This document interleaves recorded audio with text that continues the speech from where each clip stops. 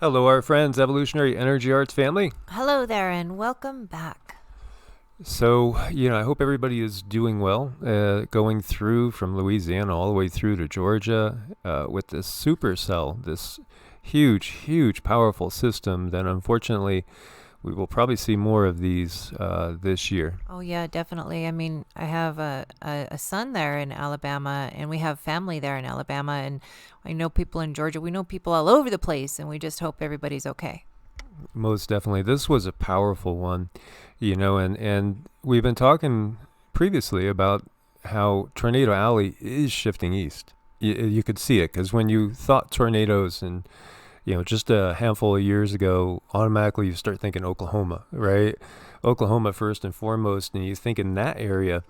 But everything is shifting. Everything is shifting, and we've seen like the jet stream dipping down more than typical.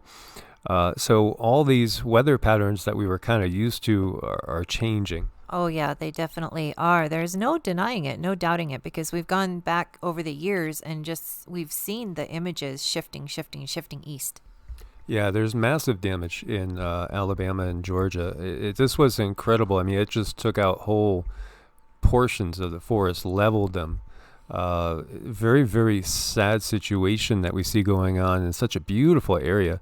And here you could see this tweet. I can't believe I'm saying this, but Metro Atlanta, especially in the southern areas, can see some debris fall from the sky in the next 20 minutes. This is a tweet that happened hours ago. It's from the tornado that struck Noonan. So isn't that wild? Picking up debris and throwing it so many miles away. This is just wow. We heard of a case of one house that was lifted up off its foundation and basically thrown 100 feet away. You're right, thrown 100 feet away, and I just can't imagine. I look at these things, and all I can do is hope and pray that nobody was in there. Well, unfortunately, there have been lives lost in the storm, and there was 3 people in one family. Last I heard, there was 5 known loss of life, but 3 people in one whole family. It's just incredible because you have even brick and steel buildings where the steel is twisted and the bricks are gone. Oh, wow, yeah, that's really, really scary. Yeah, I mean, areas of just complete, total destruction. So, again, we want to send our prayers and best wishes to everybody out there. And, we're going to have to use our collective consciousness to mitigate these. And then, the hurricanes, as last year was a record hurricane season. And, it won't be long. The hurricane season is starting earlier. And so, it won't be long before we're talking about these tropical systems. And we know there's artificial flavoring involved. Oh, most definitely. They do take advantage of everything they can. Yes, this is most definitely spiritual warfare that's happening on the planet. Now, this is pretty wild. This ship, you guys might have seen this. There's a huge ship stuck in the Suez Canal. It's blocking it. It's, well, embarrassing? Yeah. Inconvenient? Sure. And they could actually see it from space. They are trying to, basically push-pull this thing into being unstuck and digging it out. It's massive. This is one of the biggest ships on the planet. And I always look at things suspiciously. It's just me. So I wonder, what could be going on? Is there anything else going on here other than just a simple accident? Could just be a simple accident for sure.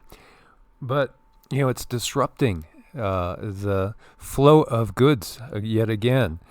It is. And I'm like Mike, I look at everything with a suspicious viewpoint. So it's blocking everything that going from the Mediterranean and the Red Sea. So, to the left you have Egypt over there, and then you have the Sinai Peninsula. This is, again, the Suez Canal. You just got to wonder, this is such an important trade route.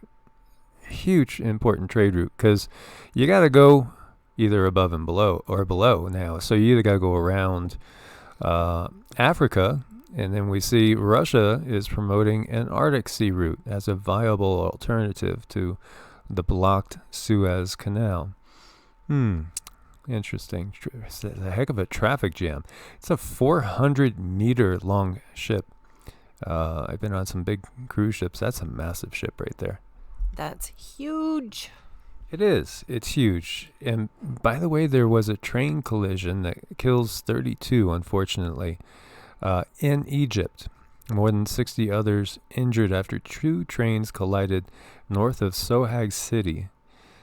And so we send prayers to the families there. And, it's a sad situation. The collision caused 3 passenger cars to flip over. Videos on local media from the scene showed wagons with passengers trapped inside and surrounded by debris. Hopefully, we send again our prayers and wishes that anybody that could be saved will be saved from there. There might still be people stuck in there. Some victims seem unconscious, while others could be seen bleeding. Bystanders carried bodies and laid them out on the ground near the site. 32 killed, 66 injured, according to the health ministry. At least 50 wounded were transferred to 4 nearby hospitals.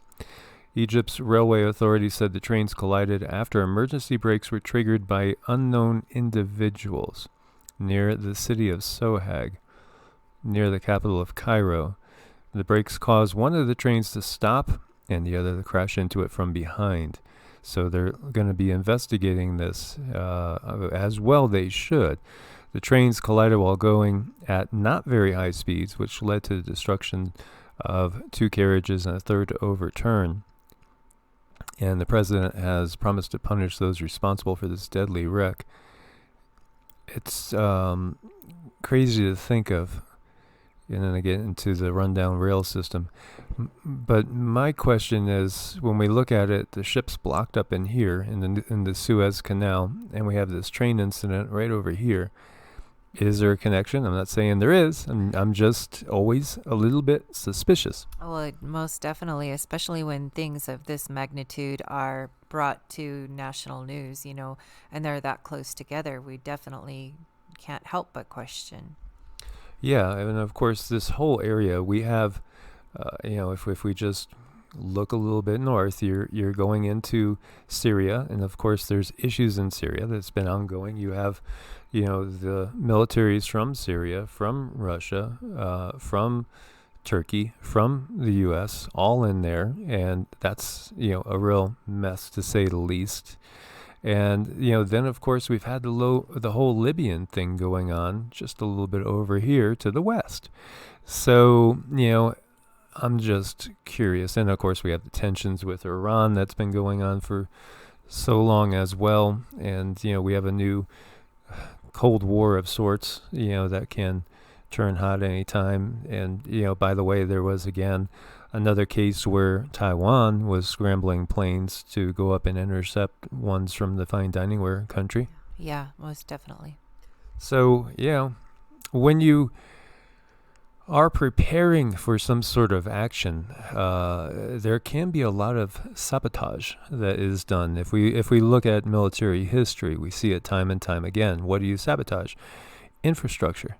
That's one of the things you sabotage, the ability to move resources and goods from one place to another.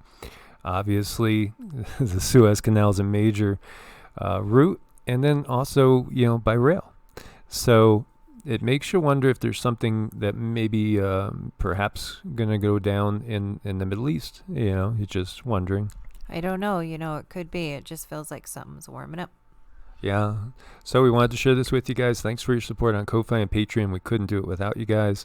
Make sure you are subscribed and have the bell clicked as well for notifications. If you need to set up an appointment with us, it's evolutionaryenergyarts@gmail.com or EEARTS@protonmail.com. Thanks for your patience with us getting back to you as we've been on the road so much. And, we do appreciate it, and we want to help as many as possible. We really do. And we just, again, thank you for your patience. Thank you for all your help and support. We can't say that enough. We so appreciate it. And God bless and namaste. God bless. Namaste.